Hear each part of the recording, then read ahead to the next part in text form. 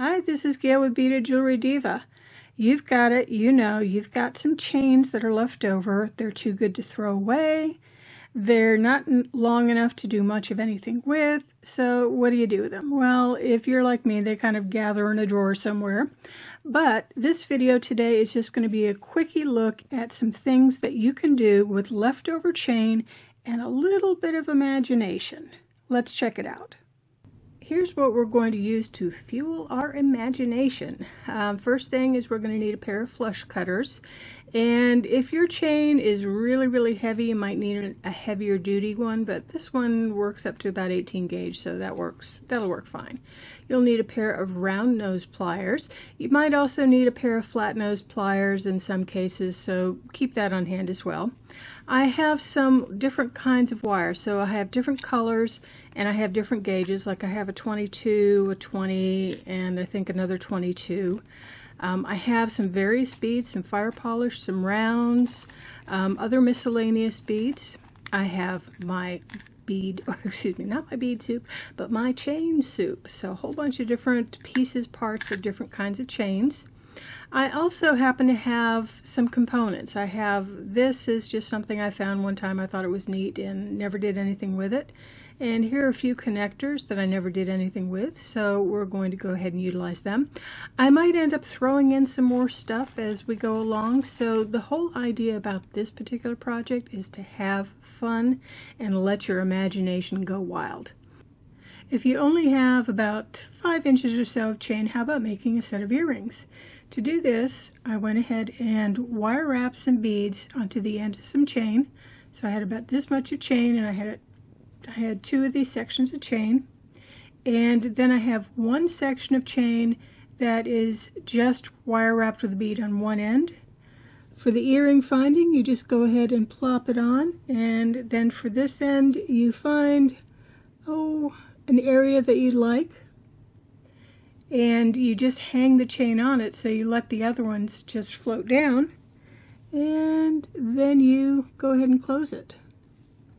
So there you have a quick set of earrings. And as an example, I have another set. Here's another set that I made, and this one was with silver, obviously. And you can see that I just had one set of chain. I didn't just divide it up any further. I just wanted a long dangle. And I did this, and I made a earring finding that kind of matched in because it had this. And I do have a video on how to make earring findings where you can put your own beads on them. So that's this one. So 2 ideas for using extra chain are earrings. Now let's talk about using some other items for chains. Next, let's talk about necklaces. For this particular necklace, what I did is I used uneven lengths of chain for this. So not all these links are the same length, and it just gives a different kind of look to this. So it's fun, it's easy, and all I did is took pieces of chain and I went ahead and did a wrap loop between each piece of chain. Then since it still wasn't quite long enough, so one way to deal with something that's not quite long enough is to put an extra bead on. So an extra bead or 2 with a couple of wrap loops, that works fine. This particular one, I went ahead and I very specifically only did 6 pieces of chain per. And then I went ahead and I used different kinds of beads, like this is a faux turquoise and more for faux turquoise. And I used some jump rings. So you can see that they're blue jump rings that I used to go ahead and connect. And I did that for fun, you know, just to go ahead and give a little bit of extra color. So there are 2 necklace ideas for you to take a look at. Here's an idea for a bracelet. What I've done is I've taken 5 pieces of chain. So I've got 2 on each outside and 1 on the inside. I connected it to this clasp end using jump rings. And it's really kind of a neat look because you've got the different colors of the wire, or the different colors of the chain. And one thing that's really kind of neat is you can also wear this twisted. So that gives you a really interesting look for a bracelet. All right, let's go ahead and check out one more item that I have for you to look at. So here's an idea. Now I've got a connector finding that I used jump rings to connect to another piece of chain that I liked. Didn't have much of it, but I wanted to go ahead and use it. Then I took jump rings and connected them to basically a connector. And then I added on a couple more pieces of chain of different kinds. So you can see that I've got some light chain, some large chain, and some heavier chain.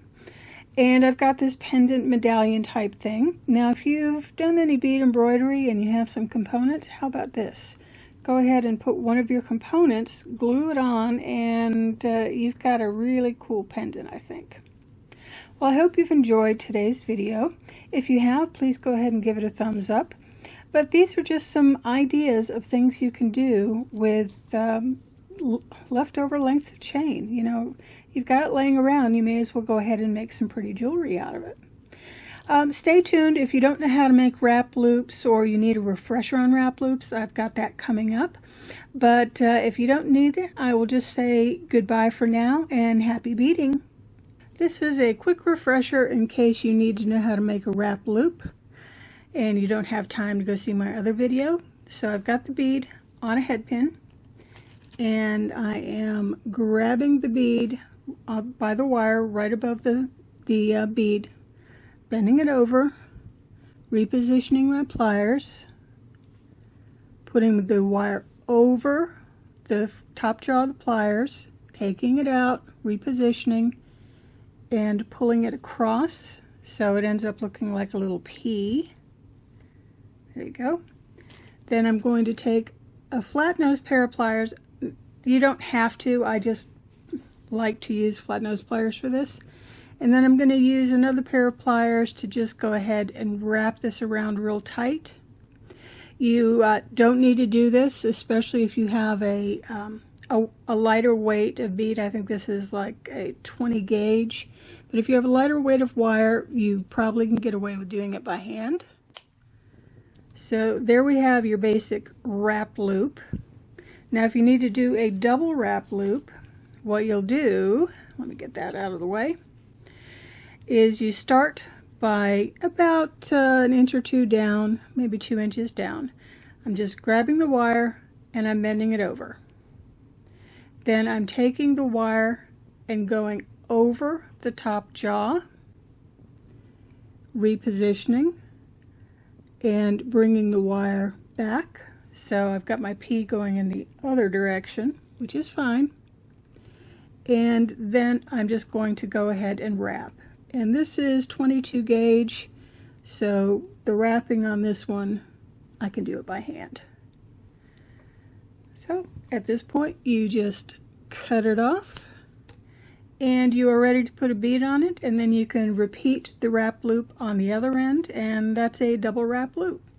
Well, I hope you've enjoyed today's video. If you have, please go ahead and give it a thumbs up. Meanwhile, this is Gail saying goodbye and happy beading. Bye.